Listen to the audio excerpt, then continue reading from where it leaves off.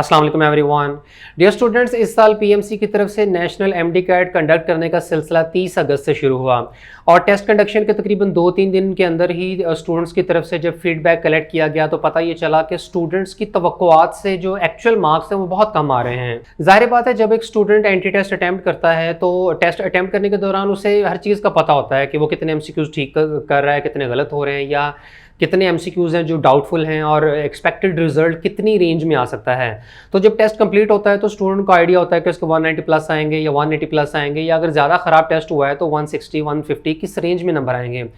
तो जब test complete होता है तो बच्चे के जहन में एक एक्सपेक्टेड रिजल्ट मौजूद होता है, लेकिन जो रिजल्ट आ रहा है वो एक्सपेक्टेशन से बहुत कम है। यानी चले 5-10 नंबरों का फ़र्क हो तो वो समझ में आती है, लेकिन अगर 50-50 70-70 नंबरों का फ़र्क हो, अब एक स्टूडेंट अगर 190 प्लस की उम्मीद लगा के बैठा और उसका एमडी कैट पास भी ना हो तो फिर जाहिर बात है कि एमडी कैट में कहीं ना कहीं कोई ख़राबी है, कोई सिस्टम में बैकएंड के ऊपर जो रिजल्ट की कैलकुलेशन है उसमें कोई ख़राबी आ रही है। फिर स्टूडेंट्स का ये भी फीडबैक था कि जो क्वेश्चन स्किप किया रहता है बाद में अटैम्प्ट होता है उसके मार्क्स नहीं लग रहे, जो ऑप्शन आप बाद में चेंज करते हैं उसका रिजल्ट नहीं लग रहा। फिर जिस दौरान वाईफाई आपका अगर डिस्कनेक्ट हो जाए तो आप तब जितने भी एमसीक्यू सॉल्व करते हैं उसका भी रिजल्ट तैयार नहीं होता।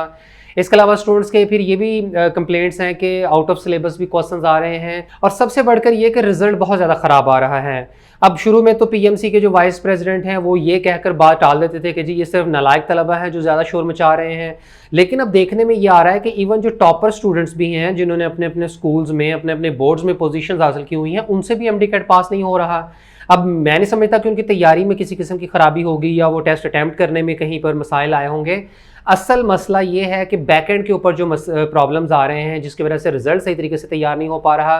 स्टूडेंट्स का टेस्ट ठीक हो रहा है लेकिन रिजल्ट ख़राब आ रहा है। अब इन तमाम मसाइल को लेकर तलबा की तरफ से मुख्तलिफ फोरम्स के ऊपर आवाज़ उठाई गई, लेकिन पीएमसी की तरफ से कोई खातर ख्वाह जवाब मौसूल नहीं होता था और पीएमसी का जो लाया अमल शुरू से रहा है वो बस बात को इग्नोर करने के चक्करों में थे और एक दो इंटरव्यूज़ में वो सारा मलबा स्टूडेंट्स के ऊपर डाल देते हैं कि जी ये सिर्फ नालायक तलबा हैं या स्टूडेंट्स के अपने एंड पे कोई गलती है, उनके कॉन्सेप्ट्स क्लियर नहीं थे and this and that. PMC अपनी गलती तस्लीम नहीं करेगी और ये मैंने लास्ट वीडियो में भी आपसे बात कही थी कि इतने बड़े लेवल के ऊपर जहां अरबों रुपए की जो है वो इन्वेस्टमेंट शामिल हो तो इतना बड़ा इदारा जो है वो अपनी मिस्टेक कभी भी तस्लीम नहीं करेगा।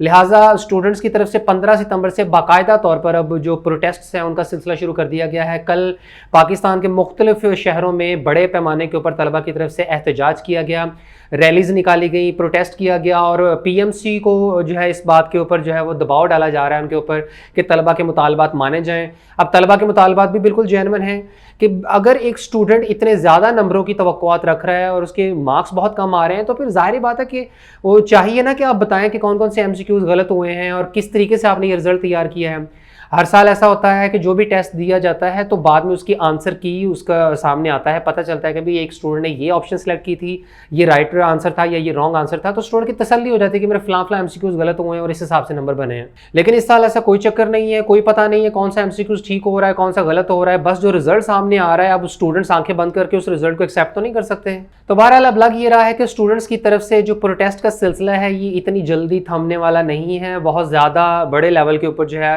अब ये प्रोटेस्ट फैलेगा। मीडिया भी इसमें इन्वॉल्व हो चुका हुआ है और पीएमसी को डेफिनेटली अब इस चीज़ को एक्सेप्ट करना पड़ेगा। स्टूडेंट्स की डिमांड्स जो हैं वो फुलफिल करनी होंगी और ये बताना पड़ेगा कि एंटी टेस्ट की कंडक्शन में कहाँ कहाँ पर प्रॉब्लम्स हैं। अब कितने ज़्यादा ऐसे स्टूडेंट्स हैं जिनका टेस्ट ख़राब हुआ है। अब एक पूरे साल की एक मेहनत इन्वॉल्व होती है, एक स्टूडेंट्स का ख्वाब होता है कि उन्होंने मेडिकल कॉलेजेस में दाखिला लेना है और उनकी पूरी मेहनत भी पूरी है, तैयारी भी ठीक है, परफॉर्मेंस भी अच्छी है, कहीं पर स्टूडेंट्स के एंड पर जो है वो मिस्टेक नहीं है, कोई उनके एंड पर ख़राबी नहीं है, कोई उनकी तरफ से लैक ऑफ प्रेपरेशन वाला मसला भी नहीं है। सिर्फ मसला क्या है कि आपका ये जो ऑनलाइन सिस्टम है ये ठीक नहीं है और इसके अंदर रिजल्ट की कैलकुलेशन के अंदर कोई बहुत ज़्यादा प्रॉब्लम्स हैं। अभी तक जितने भी स्टूडेंट्स ने एमडी कैट का टेस्ट इस साल दे दिया हुआ है उनके कोई ऑफिशियल स्टैटिस्टिक्स तो अवेलेबल नहीं है, लेकिन अगर अंदाज़ा लगाया जाए तो मेरा ख्याल है कि 50% से ज़्यादा स्टूडेंट्स तो एमडी कैट में सिरे से फेल ही हो रहे हैं। और इसके अलावा अभी अगर देखा जाए तो स्टूडेंट के कोई बहुत एक्स्ट्राऑर्डिनरी मार्क्स आ नहीं रहे हैं। मैंने अभी तक किसी स्टूडेंट के ये नहीं सुना कि वो बहुत अच्छे नंबर लेकर उसने एमडी कैट को क्वालिफाई किया हो। यानी इतने बड़े लेवल के ऊपर अगर एमडी कैट में ब्लंडर्स हो रहे हैं, स्टूडेंट्स का ख़राब रिजल्ट आ रहा है,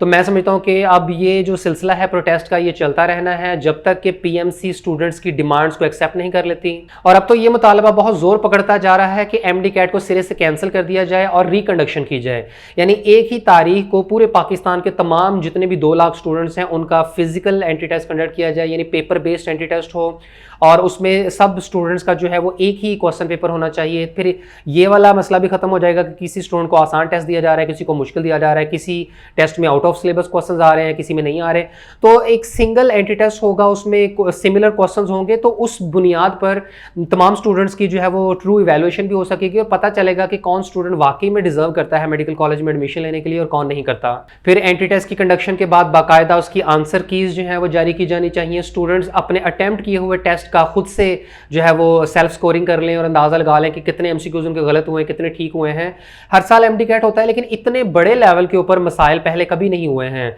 ये जो शिफ्टिंग हुई है पेपर बेस्ड टेस्ट से कंप्यूटर बेस्ड की तरफ, तो उस हिसाब से तैयारियां नहीं की गई हैं, उस हिसाब से सिस्टम सही तरीके से डेवलप नहीं किया गया और उसके अंदर बहुत ज़्यादा फ्लॉज हैं और यही वजह है कि ये इतना बड़ा डिजास्टर साबित हुआ है इस साल का नेशनल एमडीकैट। हालांकि हर साल ही कोई ना कोई ब्लंडर्स होते हैं, बहुत सारे ज़्यादा मसाइल आते हैं, लेकिन इस साल किसी के वहम गुमान में भी नहीं था कि इतने बड़े लेवल के ऊपर एमडीकैट के तलबा जो है वो इतने ज़्यादा मुश्किलात से दो चार होंगे। फिर इसमें सोचने वाली बात ये भी है कि जिन स्टूडेंट्स का एमडीकैट क्वालिफाई नहीं हो रहा, वो मिनिमम 65% मार्क्स के साथ एमडीकैट को पास नहीं कर पा रहे हैं, तो उनके लिए एमबीबीएस और बीडीएस का दरवाज़ा बंद है। पाकिस्तान में वो कहीं भी किसी भी पब्लिक या प्राइवेट सेक्टर मेडिकल या डेंटल कॉलेज में एमबीबीएस और बीडीएस के प्रोग्राम में एडमिशन के लिए अप्लाई नहीं कर सकते हैं। और यही इस वक्त का सबसे बड़ा सवाल है जो स्टूडेंट्स की तरफ से पूछा जा रहा है कि जिन स्टूडेंट्स का एमडीकैट क्वालिफाई नहीं हो रहा, वो मिनिमम 65% मार्क्स के साथ अगर एमडीकैट को पास नहीं कर पा रहे हैं, तो क्या वो नम्स का टेस्ट दे सकते हैं? और अगर दे सकते हैं तो क्या वो इसकी बेसिस पर नम्स के जो प्राइवेट मेडिकल कॉलेजेस है वहां पर दाखिला ले सकते हैं?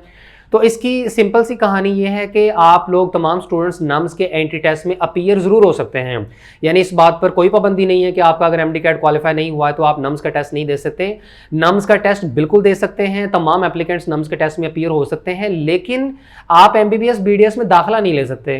क्योंकि आप चाहे नम्स के टेस्ट में टॉप भी कर लें, आपके 95% से प्लस में भी मार्क्स आ जाएं, लेकिन जब आपने कहीं पर भी मेडिकल या डेंटल कॉलेज में एडमिशन के लिए अप्लाई करना है तो सबसे जो पहली शर्त होगी पीएमसी के रेगुलेशंस के मुताबिक वो ये कि क्या आपका एमडीकैट पास है या नहीं है। तो तब जिन स्टूडेंट्स ने एमडीकैट पास नहीं किया होगा तो उनके लिए तो फिर वो अप्लाई करने की भी फैसिलिटी अवेलेबल नहीं होगी। लिहाजा नम्स का टेस्ट आप दे जरूर सकते हैं लेकिन एमबीबीएस बीडीएस में एडमिशन नहीं हो सकता। हाँ, नम्स के टेस्ट का आपको ये फायदा जरूर होगा कि नम्स में जो बाकी मेडिकल के प्रोग्राम्स ऑफर किए जा रहे हैं 4 साल जो बीएस के प्रोग्राम्स हैं उनमें आप एडमिशन ले सकते हैं, जिनमें शामिल हैं BS social science of health, BS public health, BS psychology, BS human nutrition and dietetics और बीएस बायोलॉजिकल साइंसेज के प्रोग्राम्स, जिनमें शामिल है माइक्रोबायोलॉजी, जेनेटिक्स और बायोटेक्नोलॉजी। यानी आप इस चीज़ को अच्छे तरीके से अंडरस्टैंड कर लें कि नम्स का टेस्ट आप दे जरूर सकते हैं लेकिन एमबीबीएस और बीडीएस में आपका दाखिला नहीं हो सकता जब तक कि आप एमडीकैट को पास नहीं कर लेते। हाँ, नम्स का टेस्ट देने का आपको फायदा ये जरूर हो सकता है कि आप इन 4 ईयर बीएस के प्रोग्राम्स में एडमिशन के लिए अप्लाई कर सकते हैं। बाकी जिन स्टूडेंट्स का अगर एमडीकैट क्वालिफाई नहीं हुआ मिनिमम 65% मार्क्स के साथ, तो उनके पास जो वाहिद अपॉर्चुनिटी है वो ये कि वो आउट ऑफ कंट्री जाकर एमबीबीएस से बीडीएस कर सकते हैं, क्योंकि वहां पर एमडीकैट की रिक्वायरमेंट नहीं होती है। आपने अगर मिनिमम 60% मार्क्स एफएससी में सिक्योर किए हुए हैं, चाहे आपने एमडीकैट दिया है या नहीं दिया, पास हुआ है या नहीं हुआ, तो आप आउट ऑफ कंट्री जैसे कि किर्गिस्तान, काजाकिस्तान, यूक्रेन, चाइना वगैरह जैसे कंट्रीज में जाकर एमबीबीएस या बीडीएस में एडमिशन ले सकते हैं। और आउट ऑफ कंट्री एमबीबीएस या बीडीएस के प्रोग्राम में एडमिशन के लिए अगर आपने मजीद इन्फॉर्मेशन लेनी है तो दिए गए नंबर पर व्हाट्सएप करें। बाकी ऐसे स्टूडेंट जिन्होंने अभी एमडीकैट का टेस्ट नहीं दिया है उनसे मैं यही रिक्वेस्ट करूंगा कि आप अपनी तैयारी के ऊपर पूरा फोकस रखें, आपकी तैयारी में किसी किस्म की कोई डेफिशिएंसी नहीं होनी चाहिए। बाकी एहतियाती तौर पर आप ये ज़रूर कर सकते हैं कि ऑप्शन जो है वो आप चेंज ना करें, क्वेश्चंस आप स्किप ना करें, लेकिन अल्लाह मालिक है, इंशाल्लाह उम्मीद तो कर सकते हैं कि आप लोगों के टेस्ट अच्छे हों और अगर एमडीकैट के सिस्टम में इस सारे में जो फ्लॉज हैं तो वो जल्द से जल्द दूर हो जाएँ और कम अज़ कम वो स्टूडेंट्स अपना टेस्ट और अपना स्कोर सही तरीके से हासिल कर सकें, उनका रिजल्ट ठीक तैयार हो जिन्होंने अभी टेस्ट देने हैं। यानी अगर देखा जाए तो आधे स्टूडेंट्स के टेस्ट हो चुके हैं, तकरीबन 1 लाख तलबा ने एमडीकैट दे दिया हुआ और तकरीबन 1 लाख ही मजीद स्टूडेंट्स अभी रहते हैं। तो जो 1 लाख तलबा रहते हैं, मैं दुआ करता हूं कि उनके टेस्ट जो हैं वो ठीक हों और उनका रिजल्ट सही तरीके से तैयार हो, जिस तरह के उन्होंने एक्चुअल में जो टेस्ट अटैम्प्ट किया है, जितने उनके एमसीक्यूज ठीक हुए हैं, जितने गलत हुए हैं, तो उस हिसाब से ठीक ठीक रिजल्ट तैयार हो। बाकी दुआ करते हैं कि अल्लाह पाक तलबा के हक में बेहतरी वाला मामला फरमाए और तलबा का ये एहतजाज रंग लाए और पीएमसी जो है वो तलबा के मुतालबात को तस्लीम करे और जो भी ज़रूरी इक़दाम किए जाने चाहिए एमडीकैट के सिस्टम की खराबियाँ दूर करने के लिए वो जल्द से जल्द हों। अल्लाह पाक तमाम तलबा को कामयाब करे।